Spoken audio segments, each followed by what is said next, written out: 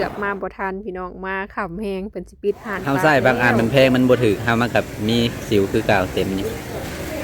เพราะว่าอันโดนได้มาถึงโดยสบายดีเด้อพ่อแม่พี่น้องเบิดสุขุสุขคนเด้อมาพบพ่อกับน้องลาตรีพี่น้องพอดีเปิดภาพมากะไปตลาดเด้อพี่น้องเด้อเนาะเก็บภาพบรรยากาศยามกลางคืนพี่น้องเอ้ยช่วงยามแรงเนาะทางบ้านเฮากะตอนนี้ก็เป็นเวลา6 โมงปลายเลยทางนี้ก็สิเป็นบอนไอเก่งเพิ่นเคยเข้าไปเฮ็ดเวียกพี่น้องทางในเนาะมันสิเป็นโรงงานใหญ่พี่น้องหลากหลายเนาะนี่ก็สิเป็นตู้กดเงินพากันไปค่ำเลยพี่น้องไป2 คนใครแน่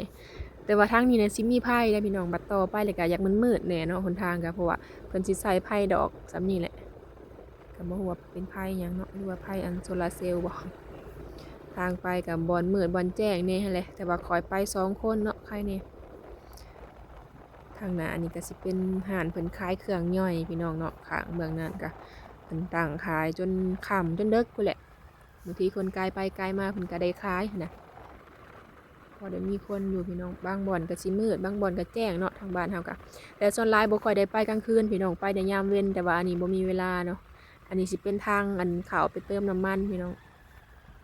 ปั๊มน้ำมันใหญ่เนาะทางบ้านเฮาประมาณ2-3 บ่อนนี่แหละพี่น้องทางไปนี่ก็ทางหน้าก็สิเป็นโรงงานอีกเนาะบ่อนเพิ่นเฮ็ดเวียกพี่น้องรถก็เริ่มลายเด้อนี่เพิ่นสิเลิกเวียกเลิกอันนั้นเลย2 ทุ่ม3 ทุ่มพี่น้องบางทีเพิ่นเฮ็ดโอก็เริ่มลายรถเนาะคอยขี่ไปพี่น้อง2 คนไปหาเบิ่งของอยู่ของกินก่อนว่าสิได้หยังช่วงนี้บ่ค่อยมีเวลาหาของอยู่ของกินปานใดเด้อพี่น้องเนาะมีแต่ซื้อเอาก็หากะมื้อเดียวพี่น้องเอ้ยได้กินได้คาบเดียวหามาก็ปันกันกินนั่นแหละคือเห็นนั่นแหละเนาะก็ซื้อคือเก่าพี่น้องก็บ่ได้แม่นว่าประหยัดได้แต่เฮาก็บ่ได้ถ่ายให้เบิ่งพี่น้องเนาะเฮาก็ซื้อในครอบครัวนี่แหละซื้อนมแน่พี่น้องสิไปเบิ่งนมให้แม่ตู้เพิ่นแน่เนาะกลับไปเบิ่งก่อนว่าสิได้หยังทางนี้ก็สิเป็นโรงแรมบ่พี่น้องเนาะโรงแรมเพิ่นพักเช้าอะไรทางบ้านเฮาก็ถือว่าใหญ่นะนี่พี่น้องงามแฮงพากันขี่มาหาก็ได้ครึ่งทางเนาะพี่น้องถือว่าใกล้เติบเนาะคอยขี่เฮาก็บ่ได้ขี่ไวดอกประมาณอัน40นี่แหละพี่น้องเนาะขี่บ่ได้ไวบ่ฮอด60จักเทื่อรถเริ่มหลายแล้วมาทางตลาดกะเพราะว่าทางนั้นก็สิมีโรงงานเนาะโรงงานก็หลายพี่น้องอันนี้สิเป็นรถส่งเครื่องเพิ่นเพราะว่าตอนนี้นะเป็นโมงรถเพิ่นลงมาจากเวียงจันทน์พู้นแหละท่าแขกเวียงจันทน์เนาะเพิ่นมาส่งเครื่องส่งคนอยู่สวรรณเขตพี่น้องพากันไปเลาะตลาดช่วงยามค่ำนะไปเบิ่งว่าสิได้หยังบางทีเพิ่นก็ปิดเนาะสำนี้นะเพิ่นก็อันเตรียมปิดตลาดแล้วแต่ว่าเฮาก็ไปลาดเบิ่งก่อนว่าสิได้หยังมากินพอได้เฮ็ดอยู่ของกินสู่แม่ตู้เป็นกินแรงเนาะอันนี้ก็สิเป็นห้านน้ำยามเว้นเป็นขายน้ำเนาะต่อไปก็ดิแล้วก็ต่อไปอีกก็สิมีปั๊มน้ำมันเด้อพี่น้องปั๊มน้ำมันอีกปั๊มหนึ่งเนาะแต่ว่าเพิ่นปิดแล้วเด้ทางเขาเพราะว่าค่ำแล้วเพิ่นปิดแต่เว้นเนาะปั๊มนี้ก็สิมีแต่โรงงานเพิ่นเฮ็ดเวียกขายรถอีหยังเนาะนี่หลายข้างมื้อนี้ก็ข้างเบื้องนี้ก็สิเป็นโรงแรมคือกันพี่น้องเพิ่นหาก็เฮ็ดใหม่เนาะหาก็เฮ็ดแล้วงามเพิ่นให้แขกพักเช้ามาจากบ้านไกลเนาะใกล้สิฮอดแล้วเนาะนี่สิไปซื้อเบิ่งอันหมากไม้ก่อนพี่น้องซื้อหมากเกี้ยงแน่เพราะว่าไอ้เก่งเพิ่นรู้สึกว่าเจ็บคอหน่อยหนึ่งเนาะอยากกินหมากเกี้ยงว่ะแล้วก็ไปซื้อยาอมกลับไปเลาะเบิ่งนมแน่นมให้แม่ตู้เพิ่นซื้อเป็นแพ็คไปซื้ออยู่ร้านค้าเพิ่นน่ะแพงแฮงพี่น้องประมาณอัน15,000 กีบนี่นะพี่น้อง 15,000 เกือบอัน40 บาทพี่น้องอันหนึ่งนะนมไวตามิลค่ะนะแต่ว่าเขามาซื้ออยู่ตลาดกำลังสีขามทางมึงรถลายเนาะอ่านเพิ่นเริ่มปิดแล้วพี่น้องทางหนาไปแล้วเนาะเดี๋ยวสิไปซื้อนมมึงก่อนซื้อจาก2 แพ็คนี่นะพอดีมาซื้อนมเนาะเพิ่นปิดห้านแล้วพี่น้องมาซื้อนมให้อันแม่เฒ่าพี่น้องเลยเพราะว่ายามเว้นกะพากันไปเวียกเนาะมากะช่วงยามแรงรถกะสีหลายๆหน่อยหนึ่งเนาะพากันมาแต่เวียกแล้วก็มาตลาดเลย ไปซื้ออยู่ห้านนะกวดอันหนึ่งนะมันแพงพี่น้องก็เลยว่ามาซื้อให้เพิ่นเป็นแพ็คอยู่ตลาดเพิ่นมักกินบางทีเพิ่นก็กินกับข้าวหรือว่ากินแต่ละมื้อไว้ซื้อไว้ให้เพิ่นใส่ตู้ไว้เป็นนมไวตามิวเนาะมันก็สิบ่มีรสชาติหวานดอกพี่น้องเพิ่นหักเพิ่นกินเนาะเพิ่นมักกินก็เลยว่าซื้อให้ วันละ9,000ปลาย กวดละ 9,000 บ่ฮอด10,000 มากับไอ้เก่งพี่น้อง2 คน สบายดี เลยสิไปหาซื้อของอยู่ของกินเนี่ยอะไรพี่น้องก็เลยว่ามาไกลเติบพี่น้องเผื่อมาหอดกันเนาะซื้อ2 แพ็คเลยพี่น้องประมาณ บ่ฮอด20 บาท แมนกวด1นะบ่ฮอด20 บาทพี่น้องมาซื้ออยู่พี่นะถ้าซื้ออยู่อันนั้นแหละฮอด น้อยหั่นย่อยอยู่เจ้านอกฮอด แมน หลาย กาอีก20 บาทนะอยู่เพื่อนนะแพงพี่น้องเขาก็เลยว่า 30คนละ แมนมาซื้อให้เพื่อนอยู่พี่ไว้กินแต่ก็มาซื้อของกินเลยพี่น้องเอ้ยมาเลาะเบิ่งว่าสิได้หยัง 2 แพ็คพี่น้องพอดีเกือบ200 บาทพี่น้องแต่ว่าบ่ฮอดเนาะฮอดบ่ สิประมาณ ก็ฮอดแล้วเนาะ 16,000กีบ 116,000 กีบประมาณนั้นเลยเนาะซื้ออยู่ห้านนะทุกมื้อพี่น้อง แพงๆหน่อยหนึ่งก็เลยว่ามาซื้ออยู่พี่ซะมาหาเลาะเบิ่งแนวอยู่แนวกินเลยพากันมา2 คนทางผีเป็นโซนเพิ่นขายของกินสุกเนาะขายของกินสุกส่วงยามแรงเด้ไปหาเลาะเบิ่งในตลาดพุ่นแหละถือเอาหั่นแหล้วเนาะถือเอาแล้วมันหนักทางนี้แกะออกก่อนว่า ดม หอมเลยตีดหัวเด้ป้ายบัดนี้เดี๋ยวไปเลาะเบิ่งแนวกินก่อนพี่น้องมาเบิ่งอันหมักไหม้ก่อนพี่น้องซื้อหมักไหม้ก่อนเนาะเบิ่งตัวสมๆได้มีบ่หมักเผาวยังอันนี้มะพร้าวหอมบ่อันนี้โลละ10,000 กีบพี่น้องโลละ20 บาทประมาณ20 บาทนี่แหละเนาะอันนี้25,000 กีบหมากหุ่งซุกอันนี้เพิ่นเอิ้นว่าหมากหยังวะ ไป หมากหยังอัน จักลูกหมู บ่เคยกินหมากหยังอัน หมักละมุด โอ้ มาแต่บ้านได้นี่บัดนี้ ขายเท่าไหร่น่ะเกี่ยง นี่ เอามา โลละ25อันนั้นโล30 เอามาเกี่ยงแล้วไปกินเขาเจ็บคอ ถ้าเกี่ยงบ่อันนี้ก็แซ่บอยู่ได้บ่หมากบ่ ได้ หมากอีหยังจัน ทั้งหมดบ่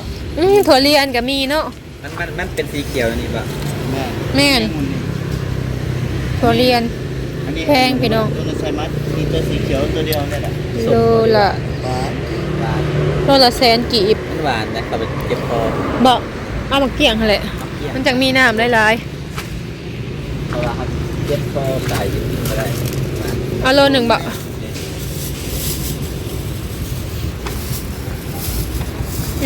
จับก็ได้ ไม่เนาะ จับก็ได้ มีแต่หมากงามๆนะฮะเรานะ เราเอามา เขาหาพัก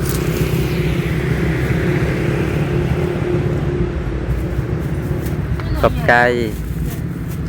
กินน้ำมันแซ่บได้ ไม่ร้านหลายเลย นี่กูหมากเลยงามนะฮะล่ะ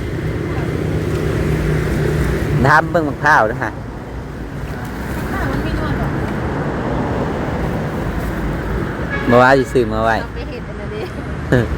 แม่เอา ได้มันไปซื้อยาอมก่อนเนาะ ตากันมาหล่อหาซื้อยาเลยพอเจ็บคอเนี่ยน้องละตีมันไปซื้อยาถึงมันจะมีห้านขายยาพี่น้องช่วงนี้ห้านเป็นก็เริ่มปิดลงละเพราะว่ามันค่ำละ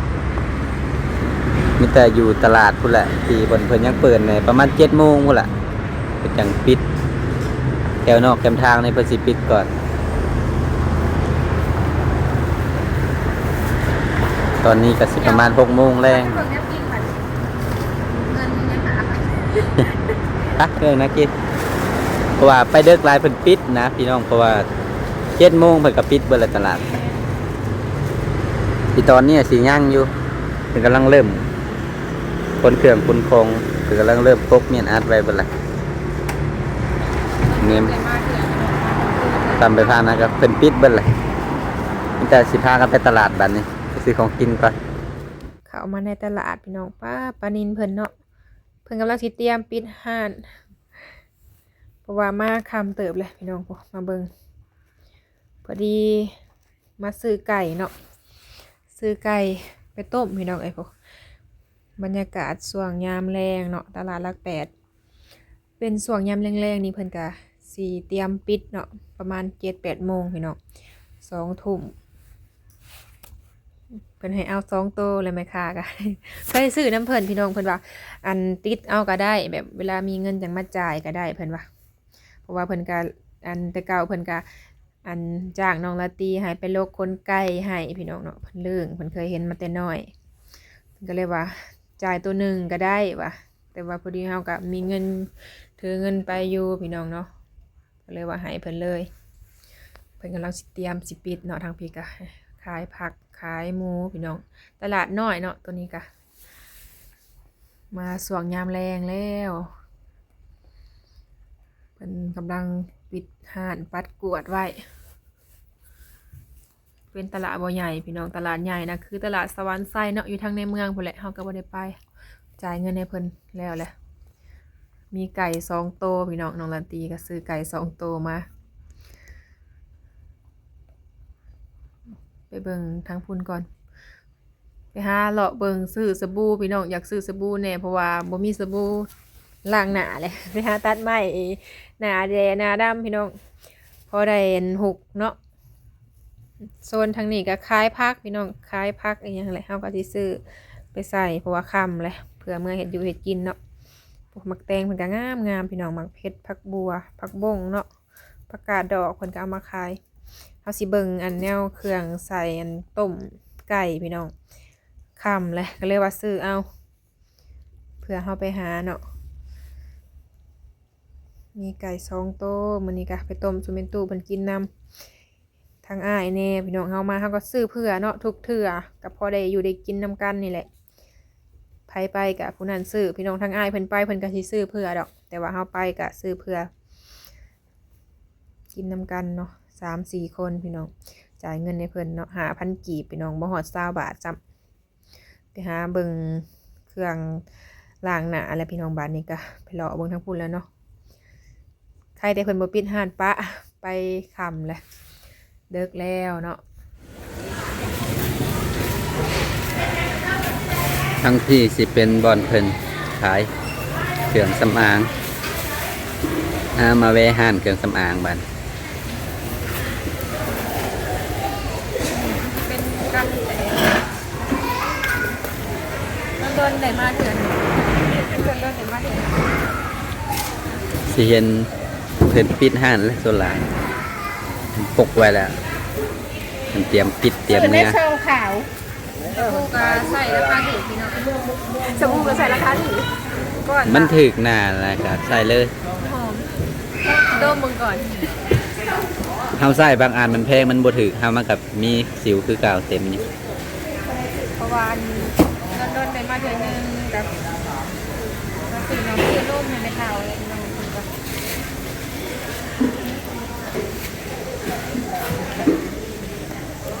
ใส่น้ำกันต้องก่อนกระโดนเติร์ดอ่ะเนี่ยนอกแบบเนี่ยไปฟันยังเนาะ พี่น้องเลยเฮ้ยมันก็ย้ายสูกก็ได้นะ แซ่บ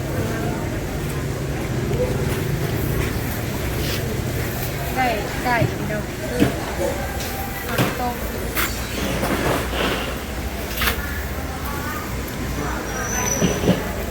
ถูกมั้ย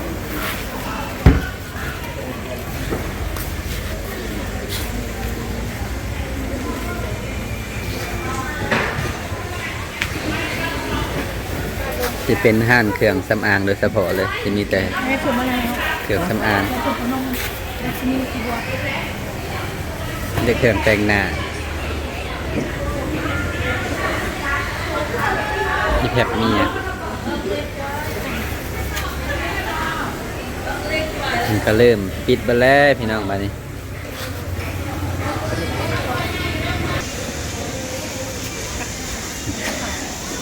แล้วละบาทนี้ไปเมื่อเอาไปหารถคนละบาทนี้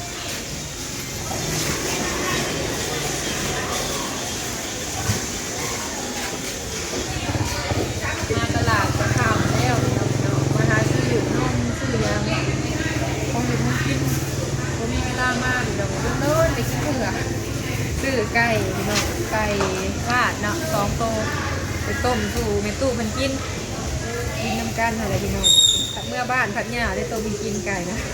เมื่อช่วงหลังๆนี่ปลาหลายปวดพี่น้องยัง มี กินหลาย กันช่วงเก่าเนี่ยไก่และสิพากินดู ทางเฮานี่ก็บ่มีแล้วนอกจากซื้อโตละ2 100 ไปเนาะบ่ฮอดเนาะ ไก่นี่บะ คือแบบเนาะ ตัวละ100ปลาย แม่มันเกินเทื่อหนึ่งพี่น้องเพิ่นแบบทุกเทื่อเพิ่นมาซื้อเพิ่นสิให้เอาแต่2เอาว่าเฮาบ่มีเงินซื้อ 100สิประมาณ60-70 พันกีบนี่แหละ ซื้อเพิ่นก็ว่าให้ติดพี่น้อง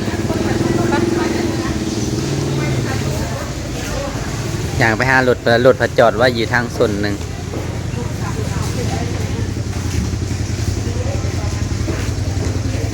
พุ่นเหรอพาคันยางออกมาฮอนหลุดแล้ววันนี้พี่น้อง เนาะเก่งเพิ่นเจ็บคอหน่อยหนึงก็เลยว่าซื้อมาเกี้ยงพี่น้องได้แต่3-4 หน่วยเนาะเด้อโลเดียวเลยพี่น้องนี่ ได้5 หน่วย คือแพงแท้ 5 หน่วย25,000มันมากใหญ่ แล้วก็มีสบู่ล้างหน้าพี่น้องล้างหน้า6 โตก็อยู่นี่เนาะรวมอยู่นี่เบิด แล้วก็ซื้อไก่พี่น้องปลาไก่นี่แพงอยู่นะ2 โตเด็ดทำงานจะมีเงินกินพี่น้องแล้วก็มียาไอเก่งพอได้อมพี่น้องเขาก็อมได้อมอันนี้หาดีมันดีแบบเจ็บคอ รถ ดี สับปะรดป่ะ นี่ นั่นบางนัด มาหลอดตลาดพี่น้องวันนี้แล้วก็ได้นมแม่นี่นมกับ2 แพ็คโดนเป็นได้ซื้อเป็นแพ็คพี่น้องซื้ออยู่ห้านนั่นมันแพงเนาะก็เลยว่ามาซื้ออยู่ที่เอาเพราะว่ายามเมนแบบมีแต่ไปเรียกนะบ่ได้ซื้อให้เพิ่นเนาะบางทีก็อยากกินก็ไม่ซื้อบ่ได้ยางก็บ่ได้เนาะก็เลยว่ามาหาซื้ออยู่ตลาดเลยพามาตลาดพี่น้องมาหับชมบรรยากาศทางมาเนาะก็สีลมๆหน่อยหนึงนี่ก็ได้ปล่อยพากันมา2 คนเนาะมาค่ำเลยมันพอดีเป็นตลาดแรงเนาะมาซื้อคือน้ำกินเนี่ยไก่ๆเนาะเป็นปิดเลยปิดเลยอะไรกันเดี๋ยวนี้จะมาสิพากันกลับเลยพี่น้องบ้านนี้เนาะผมขอคลิปหน้าพี่น้องโดยคลิปนี้ขอลาไปก่อนเด้อพี่น้องเด้อเนาะขอกล่าวคำว่าสบายดี สบายดีเด้อ